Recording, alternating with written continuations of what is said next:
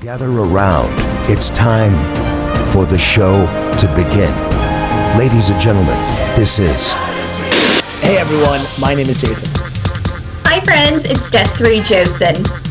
Alright, there were so many matches this year that were just too much. So this won't be a shocker because we've had a handful of really awesome matches that we just can't stop talking about. How many times have these guys fought? Like, it's been quite a bit. I've been saying this all year. They're just so great to watch. We saw the heel turn coming, and then when it happened, nice and bloody, both dramatic and beautiful. You are now entering the ring with Shoots and Ladders podcast. Shoots and Ladders Spotlight, Toni Storm and Mariah May. What's going on, everyone? My name is Jason. Hey friends, how's it going? It's Desiree Josen. All right, for the first time in Shoots and Ladders history, we're going to highlight a specific feud because, let's face it, they are carrying AEW. That's obviously Toni Storm and Mariah May. Des, what are your initial thoughts? You took the words out of my mouth. Their backs are hurting because they are carrying that company. And we will proudly brag about them, and I'm sure they don't hate it. And they deserve every little bit of praise that everyone's giving them right now.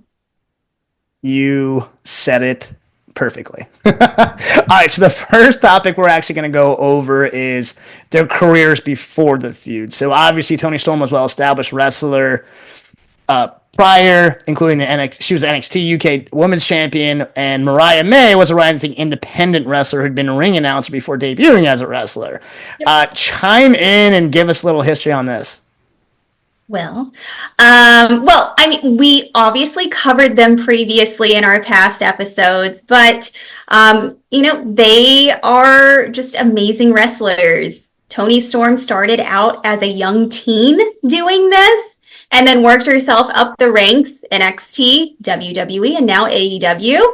And then our good old Mariah May, hailing from London, worked the indie scene, and like you said, she was a backstage correspondent, and then got herself into the ring, and she was in, she traveled to Japan and did that with Mina, and now made herself here in the States, and quickly rising in the ranks. So, Toni Storm was number one wrestler last year. I could see Mariah in the next couple of years getting there too. Absolutely. And what's really cool about that is, what a lot of people don't necessarily realize is when you're working an independent scene, you could be super over, but it doesn't always translate to dollars. Mm-hmm. So when you go to one of these larger promotions, one, it's more stable, it's less travel, and that's something you aspire to have as your career progresses. So I just think this is awesome for the both of them, and obviously their success will continue. Yeah, absolutely. And just the fact that the moment they got together, it just exploded. Absolutely. That actually rolls perfectly to the next segment, which is the storyline of Mariah being Toni's protege. I know you have a lot to say about that. I love this because we really, like you said, she's from the Indies, and we don't know much about these people until they start showing their face. And we just saw this beautiful blonde English girl just chasing Toni's coattails, and even in this picture dressing up as old Toni Storm that we knew of. And it was on the line of, are they in love with each other romantically, or is it obsession? Is it just, I want to be like Toni Storm, and I get it because she's pretty damn cool. But immediately, sometimes with storylines, it takes a little bit for the fans to be emotionally involved and just completely just involved with the character development itself. And immediately we were captivated by both of them. And they have such chemistry. So, it's, storyline 101 in wrestling. Absolutely. And another storyline 101 is a good heel turn. We previously had an episode about this. So when Mariah turned heel, that obviously changed the game. That actually lit this feud up. Go ahead and bring your notes on that. Well, I know we knew this was coming, We just didn't know exactly when, but when Mariah won her Owen Hart Foundation championship, you could tell when she was walking up the ramp and Toni was congratulating her, she took off that heel and beat the hell out of her and just wanted everything of her. And she turned into that bloody mess, so dramatic. And then that's when they cut that hell of a promo where they were just going back and forth. So Mariah did that black and white one. I still can't get enough of that one. I'll talk about that one all the time. And the same with Toni, just going crazy. It's just pure magic between these two. Absolutely. And also, we've said this before, heel turns, especially amongst people that work so great together, can really take careers to the next level. And it totally did for this, because this is by far the best feud AEW's ever had. And both ladies are benefiting from it. Absolutely. And what I love is this isn't a quick, flame of a feud. This has been going on for about a year and a half, and it's just getting better and better. Yeah, 100%. So that being said, they've had multiple matches. What are the specific matches that stand out to you in this feud? It's the one that we have always listed, the one in London, All In. Mine too. I have that. I think that just shows the beauty of both of them as wrestlers, where they both carried their own, but they worked so well together. It was just great. And then the other one I really liked was their recent one at Revolution. I have the exact same list that you do. I think this is all common knowledge with fans and anyone who watches anything with All Elite Wrestling. These are going to be top tier. And I've even heard whispers in social media that that's going to be a contender for Match of the Year.